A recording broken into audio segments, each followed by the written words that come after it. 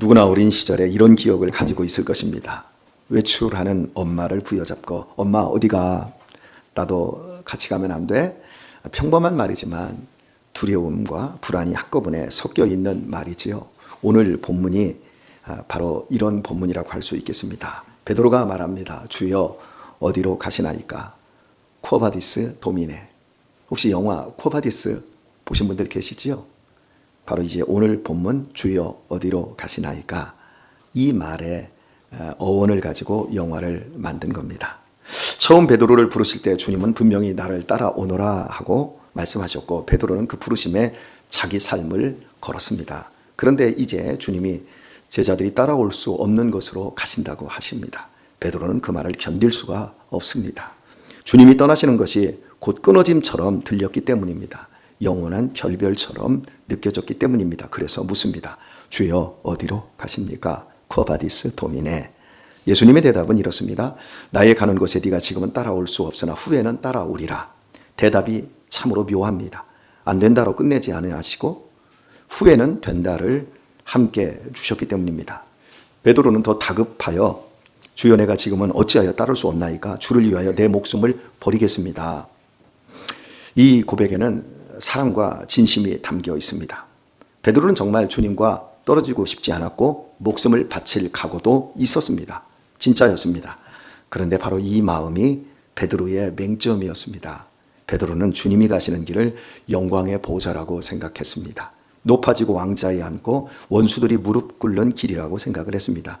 여러분 이 정도면 한번 목숨을 걸어볼 만한 일 아닌가요? 하지만 예수님이 가시는 곳은 영광의 보좌가 아니라 죽음의 자리 저주의 십자가였습니다. 현재의 베드로는 절대 갈 수 없는 곳입니다. 고난의 의미를 모르는 용기는 고집불통이 됩니다.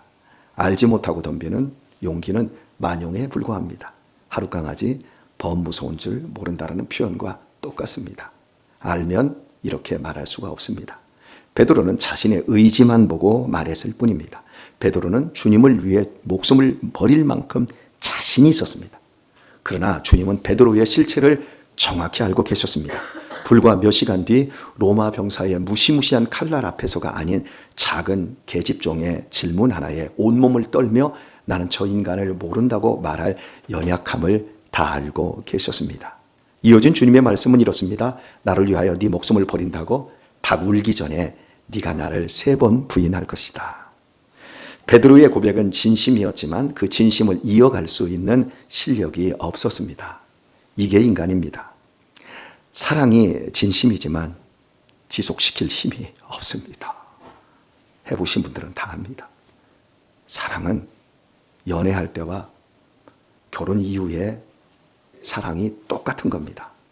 그런데 결혼 전에 연애할 때 사랑도 진심입니다.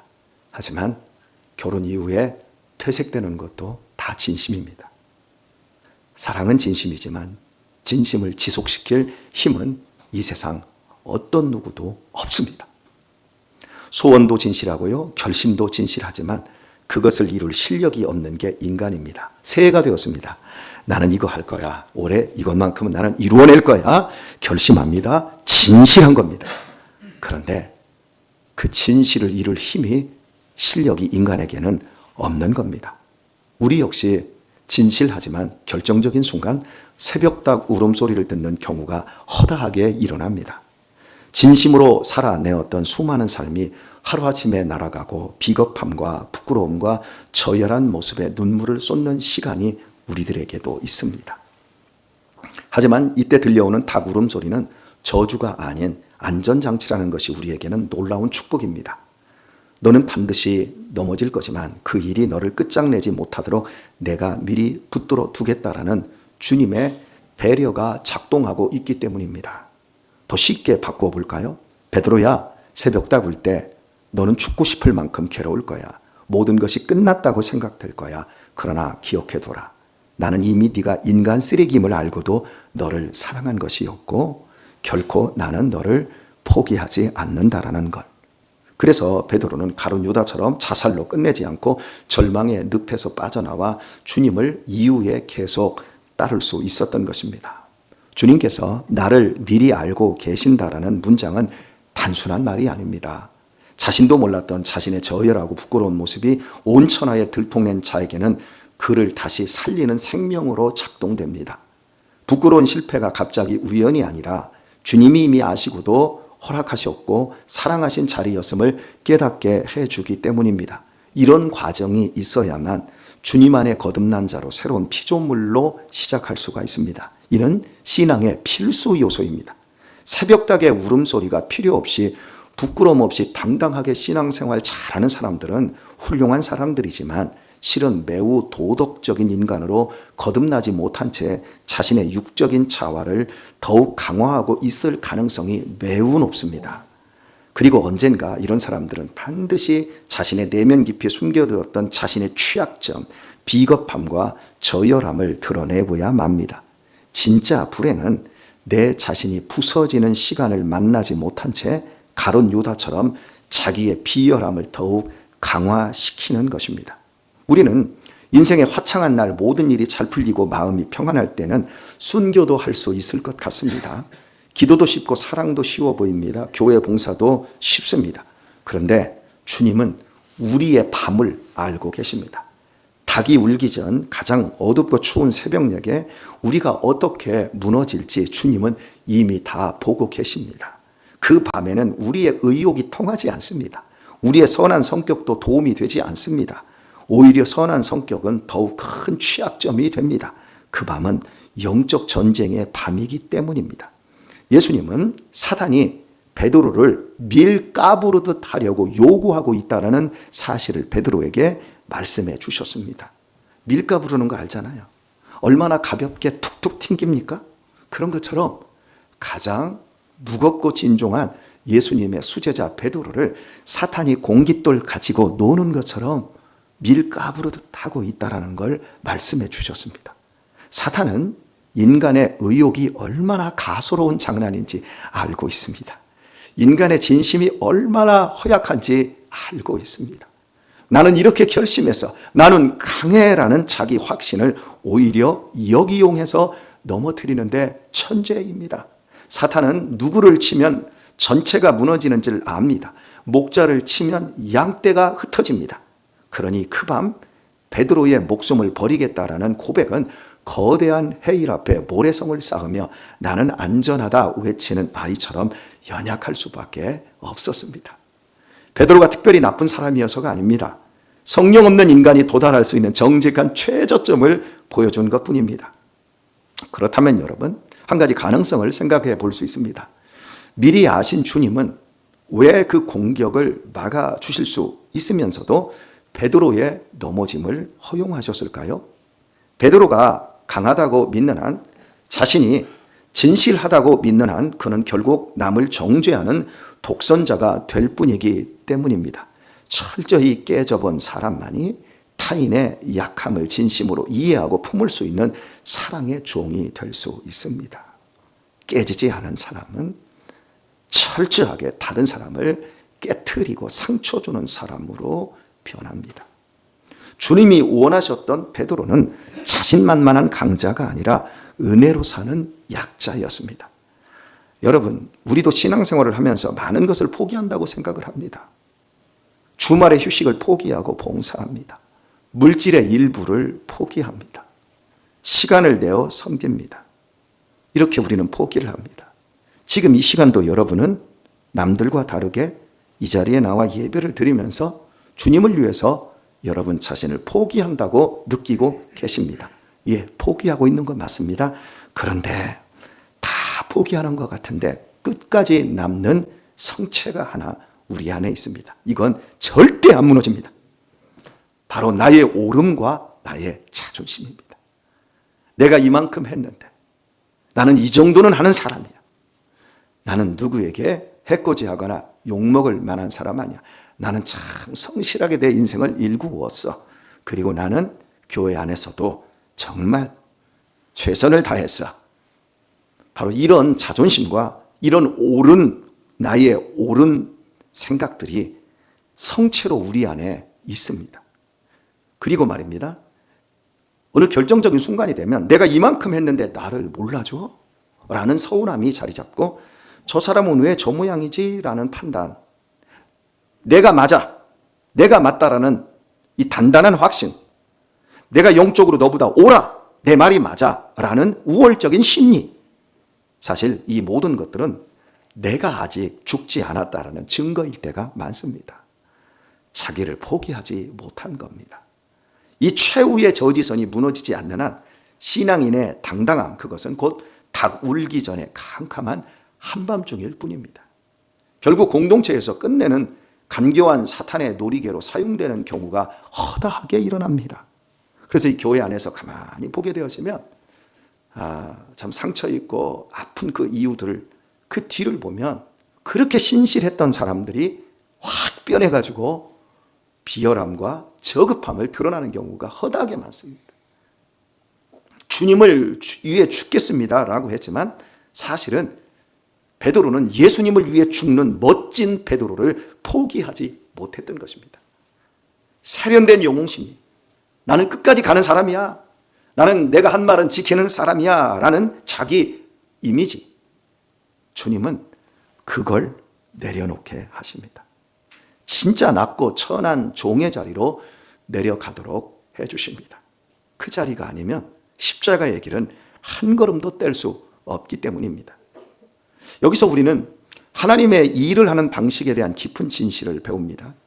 세상 일은요, 의욕적이고 적극적인 사람이 해냅니다. 하지만 하나님의 일은 혈기가 아니라 온유와 겸손함으로 합니다. 순종과 인내로 일을 합니다. 죽음의 시간까지 충성으로 합니다. 그냥 충성 몇 번 하다가 때려치우는 게 아니라 죽도록 충성하라고 우리에게 말씀하고 있습니다. 실제로 성령의 사람은 죽도록 충성합니다. 사탄은 힘과 힘이 맞붙는 혈기의 현장에서는 어마어마하게 강합니다. 힘으로는 사탄을 이길 수가 없습니다. 사람을 자극하고 분노의 감정을 키우고 내가 옳다, 영적으로 내가 맞다를 부추기며 사람들 사이를 갈라놓는 데 천재입니다. 이 천재가 아니고요, 사람을 죽이고 사람을 떼어놓는데 천재입니다. 그러나 자기를 낮추어 종이 되는 사람, 억울함 속에서도 침묵하며 절벽 앞에서도 순종의 한 걸음을 내놓고 끝까지 온유로 사랑하려는 자기 부정의 사람 앞에서 사탄은 전혀 힘을 쓰지 못합니다. 겸손은 사탄의 천적이기 때문입니다. 그런데 이 겸손이 어디서 나옵니까? 우리 안에서 노력으로 생산됩니까? 우리의 결심으로 만들어집니까? 아닙니다. 마귀를 이기는 겸손한 사랑은 내가 노력한다고 내 안에서 저절로 생성되지 않습니다. 사랑의 주체이신 주님께로부터 주입받을 때 가능해집니다. 몸이 허약해지고 약해졌을 때 검사를 해보면 몸에서 전해질이 빠져나간 경우가 많습니다. 그러면 몸이 그 허약할 때 어떻게 하죠? 병원에 갑니다. 그러면 식염수 한 대 맞으셔야 되겠네요. 알부민 한 대 맞으셔야 되겠네요. 그러면 팔 어느 부분에 정맥을 잡아서 주사 바늘을 꽂고 이만한 알부민이나 식염수를 안으로 주입하지 않습니까? 여러분, 우리 안에는 사탄을 이길 겸손한 사람이 없습니다. 우리가 아무리 도덕적으로 윤리적으로 결심하고 애를 써도 우리 안에서 스스로 만들어내지지 않습니다. 사랑의 감정도 만들어집니다. 결심도 만들어집니다. 그런데 그 실력은 만들어지는 게 아니라 그 실력은 주입을 받는 겁니다. 베드로의 목숨을 버리겠다라는 고백은 자신의 혈기, 인간 에너지라는 배터리로 한 고백이었습니다. 혈기는 뜨겁지만 지속력이 짧습니다. 상황이 급변하고 생명의 위협이 닥치면 순식간에 방전됩니다. 그래서 베드로는 큰 소리를 쳤지만 결정적인 순간이 오자 두려움에 압도되어 자기 스스로 도망치고 말았습니다. 주님을 따라가겠습니다. 주님을 위해 나는 목숨을 바칠 각오가 되어 있습니다 라고 했던 인간이 그렇게 큰 소리를 쳤지만 예수님을 잡으러 오자마자, 자기를 잡으러 온 게 아닌데 예수님을 잡으러 오자마자 두려움에 압도되어 스스로 도망치고 말았습니다. 여러분, 우리가 살아가면서 살아왔던 시간들 속에서 교회 공동체 안에서 여러분들 그런 순간들이 있지 않았습니까? 직접적인 위해가 나한테 오지 않았는데 내가 먼저 도망을 치는 경우들이 많지 않았습니까? 저는 그런 일들이 참 많았습니다. 지레 겁을 먹고 도망치는 거, 피하는 경우가 얼마나 많습니까? 여러분, 이게 우리들입니다. 베드로는 이렇게 도망치고 말았습니다. 그러나 베드로에게 예수님은 또 한 가지를 약속해 주셨습니다. 지금은 따라올 수 없으나 후에는 따라오리라. 여기서 후는 단순히 시간이 지나서 성격이 좋아진 뒤가 아닙니다. 시간이 지나면 철든답니다. 어른이 되면 다 좋아진답니다. 참 좋아지는 경우가 과연 있을까요? 별로 안 좋아지던데요. 살다 보면 좋아지는 날 온대요. 한번 물어볼까요? 이명희 집사님, 홍종수 집사님 그냥 살다 보니까 좋아지던가요? 강원희 집사님, 우리 김재정 집사님 살다 보니까 좋아지던가요? 방향이 달라서 그렇지 할 짓은 다 하잖아요. 여러분, 이게 인간입니다.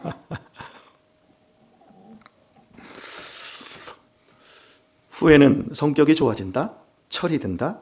그래서 베드로가 예수님을 따라갈 수 있었던 것이 아닙니다. 여기서 말하는 후는 오순절 다락방 성령의 불이 임한 후입니다.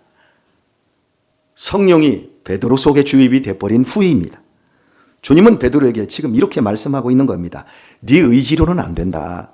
하늘의 에너지가 네 안에 부어져야만 나를 따를 수 있다. 우리도 종종 신앙의 번아웃을 경험합니다. 처음엔 뜨겁게 섬깁니다. 얼마나 사랑하는지 모릅니다. 그런데 어느 순간 서운함이 몰려오고 짜증이 나고 다 포기하고 싶어집니다. 그리고 도망치고 싶습니다. 내 안에 인간적인 열심이라는 연료를 다 써버렸기 때문입니다. 이때가 중요한 포인트입니다. 내 인간적인 열심이라는 연료가 바닥났을 때, 여러분, 이때가 중요한 포인트라고요. 성령의 역사는 주님의 사랑이 내 안에 부음받는 사건인데 언제 들어오냐? 내 것이 다 비워지고 내 것이 빠개졌을 때, 그때 필요하고 주여 안 됩니다 나는 통곡하고 내 자신이 가루가 되는 그 시간, 그때 성령이 우리 안에 부어지는 겁니다.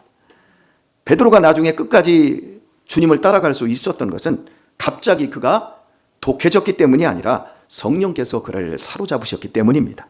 성령 충만은 무기를 들고 세상을 정복하는 강함이 아니라 더 낮아져 진정한 종이 되는 은혜에 있습니다. 낮아질수록 주님의 사랑이 흘러듭니다. 주님의 사랑은 낮은 곳으로만 흘러갑니다. 그러므로 자신을 가장 낮추는 자가 가장 큰 사랑을 받을 수 있습니다. 내 안에 주님의 성령이 느낌이 없습니까? 내 안에 주님의 은혜가 바닥나고 있는 것 같습니까? 우리의 위치가 예전보다 훨씬 높아졌기 때문인 것은 아닙니까? 분명히 그렇습니다. 높아질수록 주님의 은혜는 흘러들 수가 없습니다.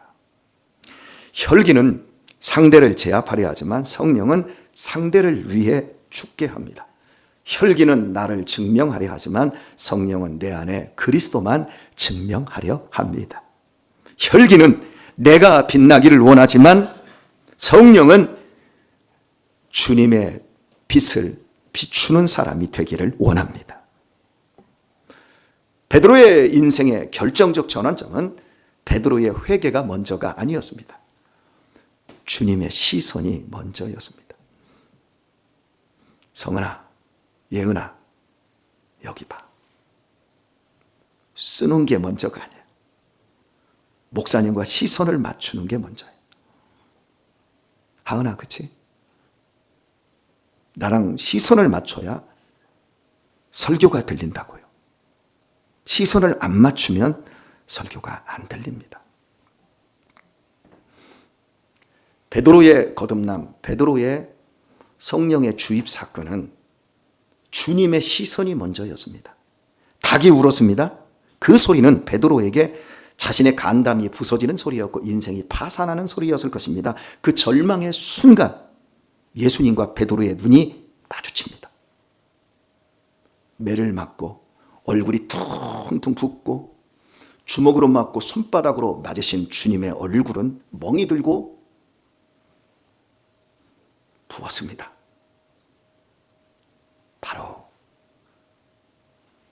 그 얼굴에 눈이 베드로의 눈과 마주쳤습니다. 베드로는 나는 저 새끼 모릅니다 라고 예수님을 욕하며 부인했습니다. 순간 닭이 옵니다. 아하! 닭이 3번 울기 전에 내가 3번이나 예수님을 부인한다고 그랬지? 그리고 예수님의 얼굴로 시선을 맞췄을 때 베드로는 예수님의 눈에서 증오와 분노가 이글거릴 것을 예상했을 것입니다. 그런데 마주한 주님의 눈은 전혀 달랐습니다. 그 눈 속에는 여전히 사랑이 충만했습니다. 배신과 추악함마저 감싸 안으시는 한없이 따스한 사랑의 눈길이 베드로의 심장을 관통하며 이렇게 말하고 있었습니다. 베드로야, 내가 말했지.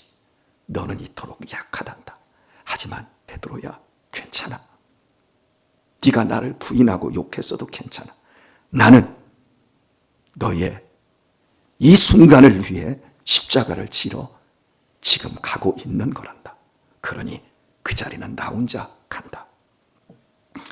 바로 그 사랑의 눈길 때문에, 그 사랑의 눈길에 사로잡혀서 베드로는 밖으로 나가 통곡합니다.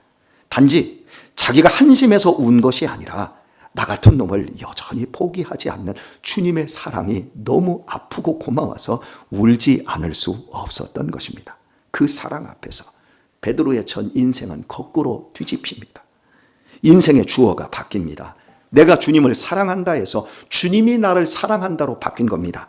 내가 주님을 따라간다라는 당당함에서 주님께서 나를 이끌어 주신다라는 감사로 바뀌어버린 겁니다. 내가 주님을 위해 죽겠습니다라는 허황된 말에서 주님이 나를 위해 죽어주었습니다라고 바뀐 겁니다. 우리가 어줍지 않게 주님을 위해 죽겠습니다, 주님을 위해 일하겠습니다, 우리가 그렇게 하지만 그걸 내세워서 2차적인 이득을 얻어내는 사람들이 얼마나 많습니까? 내가 이 교회에서 40년 이렇게 목회했으니 내 마지막에 건물 하나 사주세요.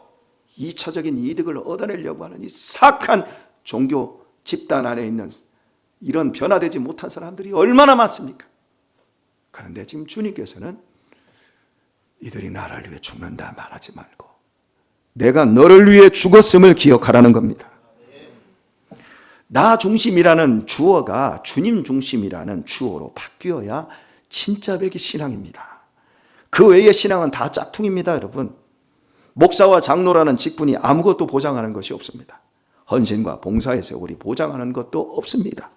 그러나 오직 복음으로 말미암아 내 자신의 주어가 주님께로 전이되고 낮아진 삶만이 우리의 신앙을 보증합니다. 주 안에서 사랑하는 교회 여러분, 우리 인생에도 닭울음소리 같은 순간이 있습니다. 나 정말 신앙인 맞아? 어떻게 또 똑같은 죄를 짓지? 한심하다. 스스로가 징그럽게 느껴지는 밤이 있습니다. 그때 우리는 주님의 눈을 피하려고 합니다. 부끄러워서 벌 받을까 봐 숨어버리기도 합니다.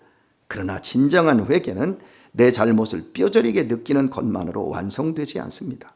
나의 배신보다 더 큰 주님의 사랑을 확인해야 합니다. 그 사랑을 만나야 합니다. 그 사랑을 확인하고 만날 때 우리는 다시 설 수 있게 됩니다.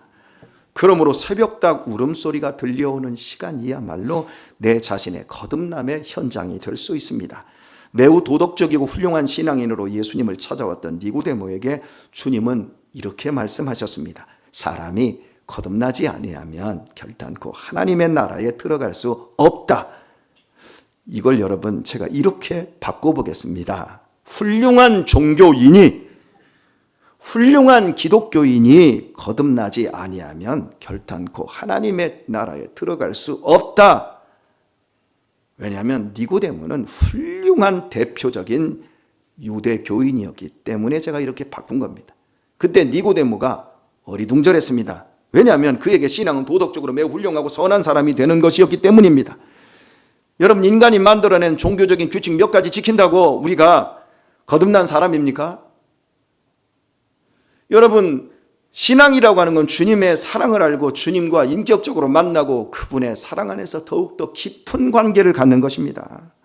이것이 이루어지지 않은 그 상황에서 이 종교적인 규칙 다 지켜놓고 나 밥 먹기 전에 나 기도하는데요, 나 이제 술 끊었는데요, 여러분, 그런 건 다 인간이 만들어낸 규칙이에요.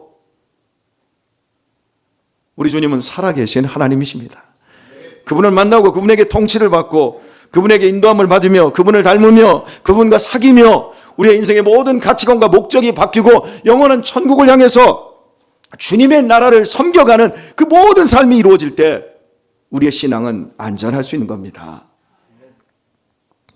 아마도 오늘 이 시간 여기에도 오늘의 설교를 이해 못하는 분들이 있을지도 모르겠습니다. 혹시 오늘 제 설교가 무슨 뜬구름 잡는 것처럼 느껴지시는 분들 있잖아요. 기대하시기를 바랍니다. 여러분을 사랑하시는 하나님께서는 여러분을 반드시 영혼의 차가운 밤을 맞게 하실 것이며 베드로처럼 거듭나게 하셔서 여러분의 마음에 하나님의 사랑을 주시고 영원한 천국에 들어갈 수 있게 해 주실 것이기 때문입니다. 시간이 흘러 베드로는 정말 주님을 따릅니다. 정말 그가 후에는 주님을 따라 십자가의 길을 가게 됩니다. 여자아이 앞에서 주님을 부인하던 입술은 로마 병사들의 위협 앞에서도 예수님을 그리스도로 증거합니다. 그의 수치스러운 과거는 그를 괴롭히는 낙인이 아니라 죄인을 품으시는 가장 강력한 간증의 도구, 복음의 도구가 됩니다. 베드로가 변화될 수밖에 없었던 이유는 그의 결심이 강해서가 아니라 주님의 사랑이 더욱더 강했기 때문이었습니다. 오늘의 말씀을 맺겠습니다. 세상은 비열한 배신자를 버리지만 주님은 이런 배신자를 가장 강력한 사랑의 통로로 사용해 주십니다. 어쩜 저와 여러분이 배신자 아니었습니까? 아멘들 아무도 안 하시는데 제가 고쳐서 하겠습니다. 저는 배신자였습니다. 그런데 제가 어떻게 이런 은혜의 자리에서 하나님의 말씀을 전하게 된 것일까요? 신앙의 참된 정체성은 내가 주님을 붙잡고 있는 힘이 아니라 주님이 나를 붙잡고 놓지 않으신다는 사실을 깨닫는 데 있습니다. 그러므로 우리 모두 이렇게 오늘 고백했으면 합니다. 주님, 저는 저를 잘 모릅니다. 저는 쉽게 무너집니다. 그러니 제 의욕이 아니라 성령으로 저를 다스리시고 제 자존심이 아니라 겸손으로 행하게 하시고 제가 저를 증명하는 삶이 아니라 저를 용서하신 주님의 사랑을 증명하는 삶으로 저를 이끌어 주옵소서. 이렇게 우리 고백해야 합니다. 그리하여 내가 포기했던 십자가를 기쁨으로 지고 주님을 따라가는 2026년 멋진 한 해 되시길 예수님의 이름으로 축원드립니다.